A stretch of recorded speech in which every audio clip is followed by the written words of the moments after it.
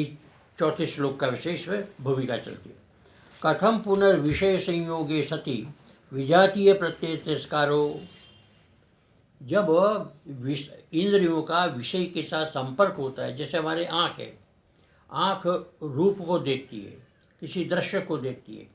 अब देखते देखते कान ने किसी श्रवण कोई बात सुन लिया, तो एक वृत्ति हमारी रूपात्मक हो गई और दूसरी वृत्ति शब्दात्मक हो गई। इस बीच में कोई बीच में गंध आ गई तो गंध सुनने लगे, तो गंध की वृत्ति बन गई, श्रवण शब्द की वृत्ति बन गई और जो रूप की वृत्ति बन गई, तो विजातीय वृत्ति हो गई ना। तो कहते हैं जब इंद्रियों का संबंध विषय से होता है तो इंद्रियों के संबंध के कारण विभिन्न वृत्ति बनती है, तो विभिन्न वृत्ति को विजातीय वृत्ति कहते हैं। तो विजातीय वृत्ति इस प्रकार से बन जाती है। तो कैसे संभव है? जब हमारी इंद्रियां जो है पुनर्विषय इंद्रिय संयोग है, विषय और इंद्रियों का संयोग होता है। जैसे आप मेरे को देखते हैं, मैं आपको देखता हूँ, और मेरे को देखते हुए आप शब्द को श्रवण भी करते हैं, दोनों होते हैं, तो दो वृत्ति हो गई। तो श्रवण भी करते हैं और देखते भी हैं, तो दो प्रकार की वृत्ति विजातीय वृत्ति होगी। एक तो श्रवण वृत्ति हो गई, एक रूप वृत्ति हो गई। तो इस प्रकार विजातीय वृत्ति सती। विजातीय वृत्ति तिरस्कार कैसे हो सकता है? कहते वृत्ति तो उत्पन्न होती है, अब विजातीय वृत्ति से समान वृत्ति कैसे होगी? इसको यहाँ पर दिया समान प्रत्यय प्रवाहेण। समान प्रत्यय मैंने एकात्मक विषय वृत्ति, एक विषयात्मक वृत्ति को समान वृत्ति कहते हैं, तो वो नहीं हो सकता है। इसलिए आह, इसका भगवान उत्तर देते हैं क्या? सन्निमेन्द्रिय ग्रामम, ये बताया वाक्य। सन्निमेन्द्रिय ग्राम संनियम्य सविषयेभ्यः उपसंहृत्य इंद्रिय ग्रामम कारणम समुदायम। अपने विषयों से सारी इंद्रियों को परावृत्त करके। अब इस समय क्या होता है कि मैं सुना रहा हूँ, आप सुन रहे हैं, मैं देख रहा हूँ, आप भी देख रहे हैं ना, तो हो रहा है। तो ये एक प्रकार से ध्यान की अवस्था नहीं है, एक प्रकार से श्रवण कार्य के या तो श्रवण विषय है ना? तो ध्यान का विषय नहीं। तो जब ध्यान का विषय होगा तो उस समय क्या करना होगा? संयम इंद्रिय स्विषयेभ्य, अपने विषयों से इंद्रियों को वापस लाना।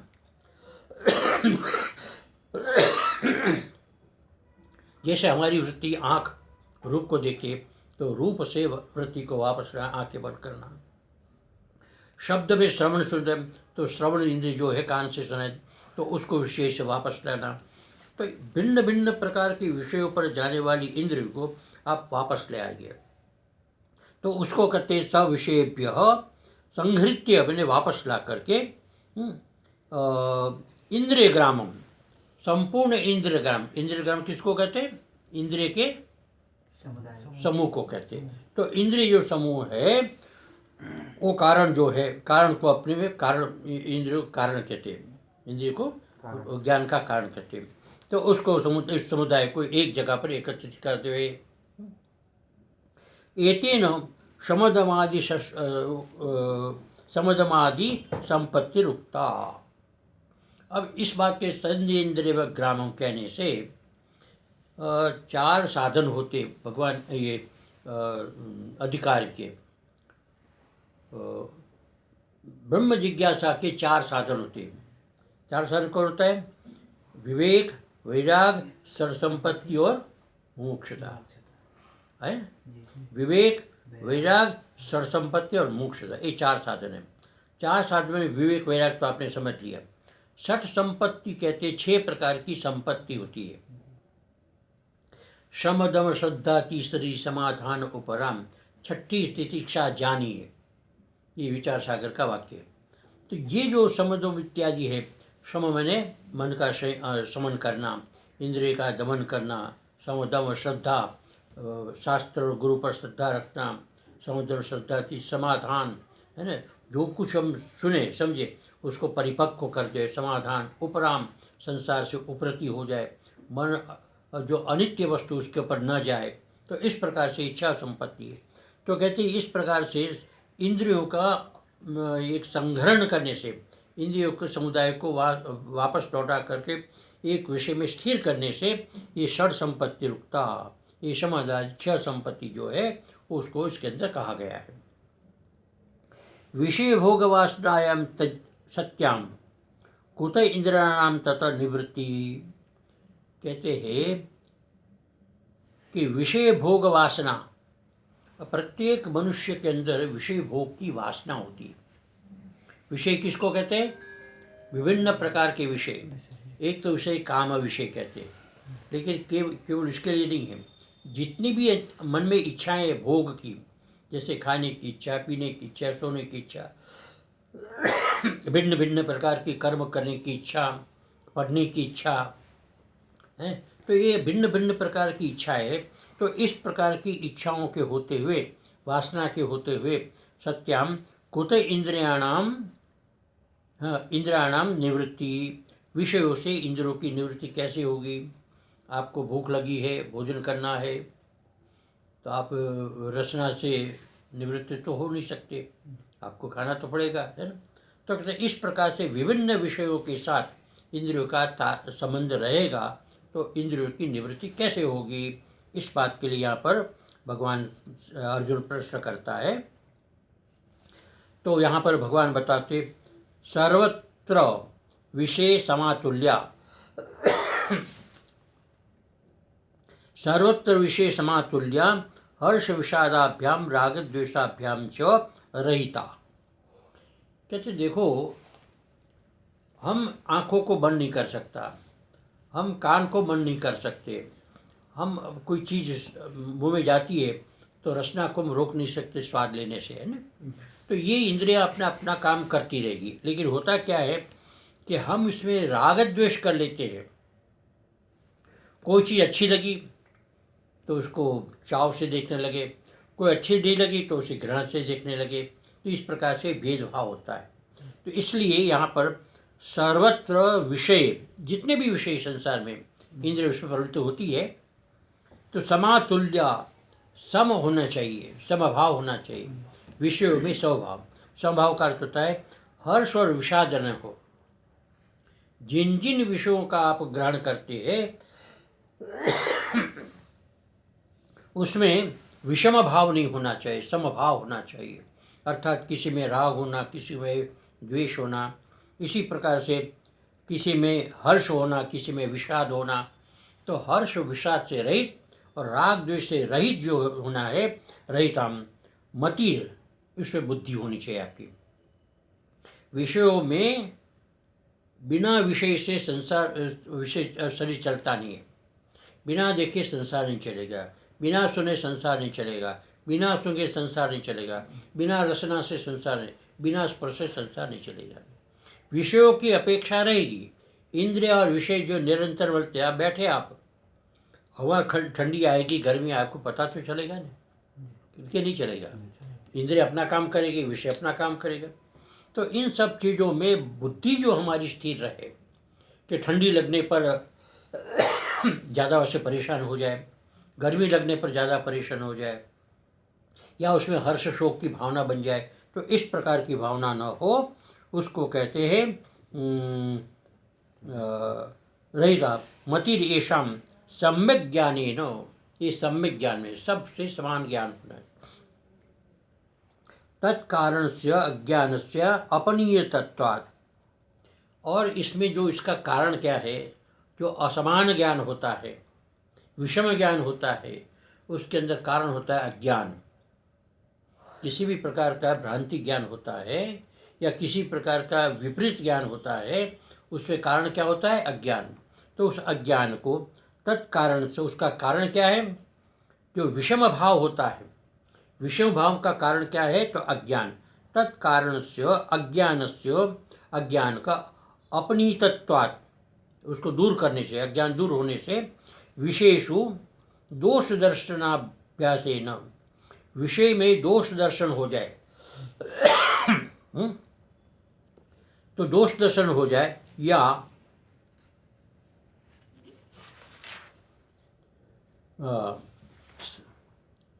स्पृहाया निरासनात्। एक तो होता है दोष दर्शन करना, एक होता है स्प्रिया से उसका राग करना। ये दोनों प्रकार की जो वृत्तियाँ है उससे सर्वत्र समबुद्धय, वहाँ पर सब प्रकार की समबुद्धि रखे। अर्थात अनुकूलता है तो भी इससे द्वेष नहीं होना चाहिए, रुचि नहीं हो जाए। प्रतिकूलता है तो इसके अंदर द्वेष नहीं होना चाहिए। तो राग द्वेष से रहित होकर के समबुद्धि जिसमें रहे उसको कहते हैं सर्वत्र समबुद्धय। ये आया था पहले श्लोक में।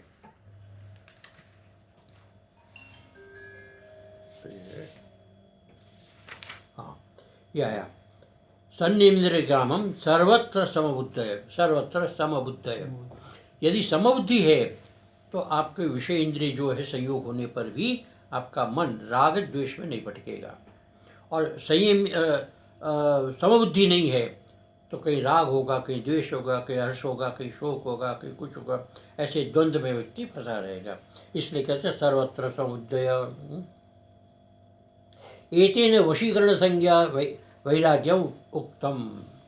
इस प्रकार से भगवान के कहने से सर्वत्र समुदय, तो यहाँ पर वशीकरण वैराग्य, वशीकरण नाम के वैराग्य के विषय में भगवान ने आप संकेत कर दिया कि वशीकरण वैराग्य। अतएव सर्वत्र आत्मदृष्टिया, अब सर्वत्र आत्मदृष्टिया, सब जगह पर आत्म सर्वम खरुदम ब्रह्म सर्वम आत्मेव, इस प्रकार की भावना से हिंसा कारण द्वेष, हिंसा का कारण अब देखो होता है कि सर्वत्र जो आत्मभाव होगा, यदि आप अपनी आत्मा से द्वेष करेंगे नहीं करेंगे, राग करेंगे नहीं करेंगे, आत्मा तो जैसे स्वस्थ है न उसे राग होगा न द्वेष होगा। तो हम सबको, हमने सामने वाले को भी अपना ही आत्मा समझ लिया, अपना ही आत्मा है ऐसा निश्चय कर लिया, तो उसके प्रति द्वेष नहीं होगा है। तो इस प्रकार से आत्मदृष्टिया हिंसा कारण द्वेष रहितत्वात्, हिंसा के कारण जो द्वेष है वो द्वेष का से अभाव हो जाएगा। आत्मभाव से आत्मा में अपने आप में आत्मा में द्वेष नहीं होता है। इसी प्रकार से सारे जगत में आत्मा का कल्पना कर लेते, आत्मा की भावना बना लेते, तो संसार में कहीं पर हमारा द्वेष नहीं होगा, क्योंकि इसका कारण नहीं।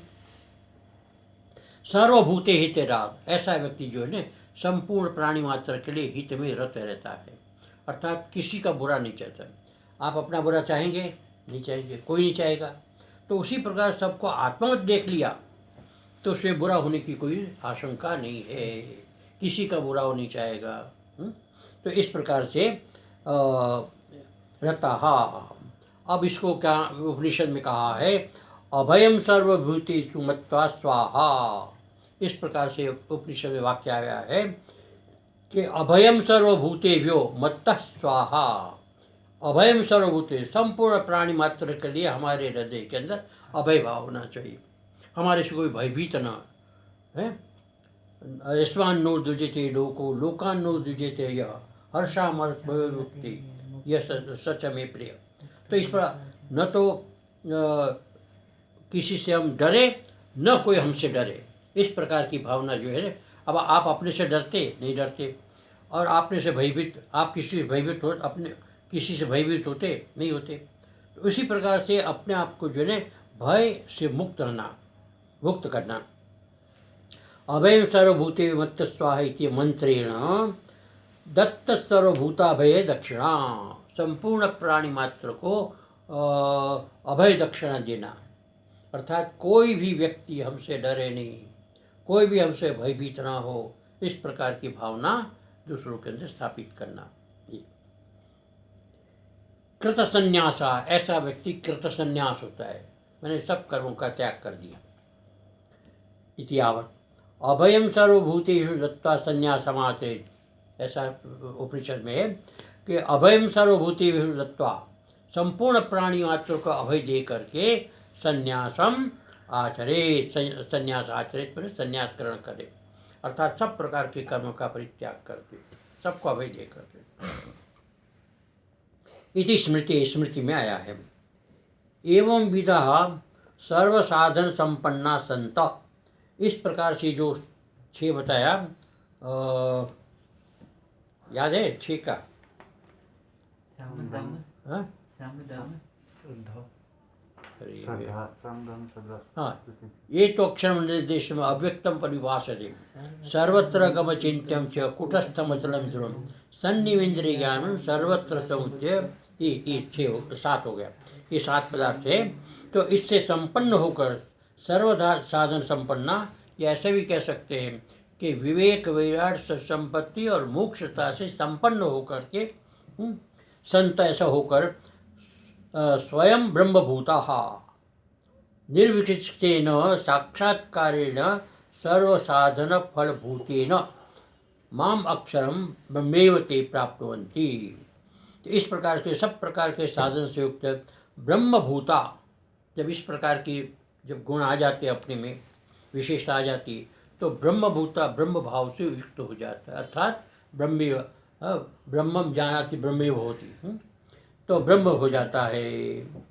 ऐसे होकर के निर्विचित से, किसी प्रकार के संदेह से रहित होकर के साक्षात्कारेण ब्रह्म का, अपने स्वरूप का साक्षात्कार करते हुए सर्व साधन फलभूतेन, जितने भी संसार के अंदर साधन है, चाहे वो श्रवण निध्यासन है या विवेक वैराग सर्वसंपत्ति मोक्षता है, ये सारे साधन हैं। उस साधन का फल क्या है? तो फल कहते हैं फलभूतेन माम। उसका फल क्या है? माम में। मैं कौन? साक्षात भगवान श्री कृष्ण, अर्थात क्या उसको क्या? अक्षर ब्रह्म। ये तो माम अक्षरम, मैं जो अक्षर हूँ, ब्रह्मेव ते प्राप्त होते, ऐसे ब्रह्म को प्राप्त कर लेता, अर्थात मेरे को प्राप्त कर लेता है या अक्षर को, ब्रह्म को प्राप्त कर लेता है, जो इस प्रकार की स्थिति में पहुँच जाता है। प्राप्त होती पूर्वमपि मद्रूपा एव संतो अविद्या निवृत्त्या मद्रूपा। हाँ, पूर्व में भी जो कहा गया है, ये जो पहले श्लोक था ना, मय्यावेश्य मनो इमाम नित्ययुक्ता पास सत्या परोपेता, तो उसमें भी कहा गया कि पूर्वमपि मद्रूपा एव संतः, मेरे रूप से अविद्या निवृत्त्या, अविद्या की निवृत्ति करते हुए मद्रूपा, मेरे स्वरूप को प्राप्त करता है। जब अविद्या की निवृत्ति हो जाता है तो भगवान का स्वरूप बन जाता है। अविद्या ही दोष का कारण है, त्रिगुणात्मक माया जो है वो दोष का कारण है, वो निवृत्त हो जाता है तो फिर भगवान का स्वरूप, भगवान में त्रिविद्या नहीं है, भगवान में त्रिदोष नहीं है, उसी प्रकार जीव में भी त्रिदोष नहीं रहेगा तो ब्रह्म रूप हो जाएगा। इति अभद्रूपः च ज्ञानी तिष्ठन्ति, मद्रूपाः एव तिष्ठन्ति इत्यर्थ। ब्रह्मेव सन ब्रह्म ब्रह्म आप्येति, ब्रह्म होकर की देव भूत्वा देव विजयति, एक वाक्य है। देव बनकर ही देव की उपासना कर सकते हैं, मनुष्य बनकर देव की उपासना नहीं, देवो भूत्वा देव उपास्य। इसी प्रकार यहाँ पर ब्रह्मेव सन, अपने आप को विशुद्ध ब्रह्म समझ करके ब्रह्म को प्राप्त होता है। ब्रह्म वेद ब्रह्मेव भवति, ब्रह्म को जो जानता है, वेद मैंने ब्रह्म को जो समझ लेता है, अपने स्वरूप को जो समझ लेता है, वो साक्षात ब्रह्म बन जाता है। इत्यादि श्रुतिभ्यः यहाँ पीछे ज्ञानित्वात्मैवतम इति युक्तम, पीछे का ना ज्ञानित्वात्म सप्तम अध्याय में, ज्ञानित्वात्मैवतम, ज्ञानी ही मेरा आत्मा है, अर्थात मेरे में और ज्ञानी में किसी प्रकार का अंतर नहीं है। इस प्रकार से चौथे श्लोक का ये व्याख्या बताएगी। इदानीम एतेभ्यः पूर्वेषाम अतिशयम दर्शन आह, जो पहले बताया था सगुण ब्रह्म का, उसका अतिशय मैंने क्या है, उसका विशेषता क्या है, वो बताने के लिए यह 5वें श्लोक का अवतरण होता है। क्लेशोदिक्तरस्तेषाम् अव्यक्ता सक्तचेतसाम् अव्यक्ता ही गतिर्दुःखम देहवद्भिरवाप्यते। इस बताते क्लेशो अधिकतरस तेषाम अव्यक्त चेतसाम, जो अव्यक्त की जो उपासना करते हैं, अव्यक्त में जिसका चित्त आसक्त हो गया, लग गया है, अव्यक्त में जुड़े, तो उसके लिए क्लेश अधिक है, परिश्रम ज़्यादा करना पड़ता है, उसके लिए मेहनत ज़्यादा करनी पड़ती है। लेकिन जो सगुण ब्रह्म है उसमें इतना परिश्रम नहीं होता है जितना अव्यक्त के अंदर परिश्रम करना पड़ता है। अव्यक्ता ही गतिर दुखम, अव्यक्त को प्राप्त करने के लिए जो गति है, यानी जो उसका मार्ग है, वो दुखदायी है, अर्थात कष्टपूर्ण है। देवान जो है इसको प्राप्त करता है। तो इसका अपना कल इसको करेंगे, इसकी व्याख्या। तो आज इसका इतना सुन लीजिए, ठीक है। कितने बजे? ओम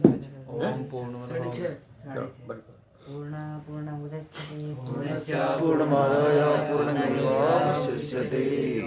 शांति।